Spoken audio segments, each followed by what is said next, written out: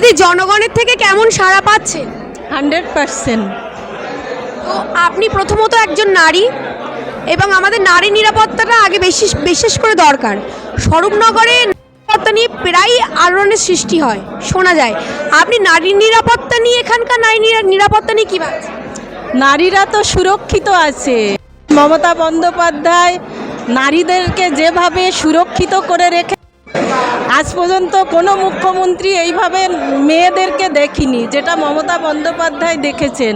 আজকে লক্ষ্মীর ভাণ্ডার 1500 টাকা জেনারেল মহিলারা, আর SC ST মহিলারা 1700 টাকা, কন্যাশ্রী পাচ্ছে 25,000 টাকা, রূপশ্রী পাচ্ছে বিবাহের জন্য 25,000 টাকা।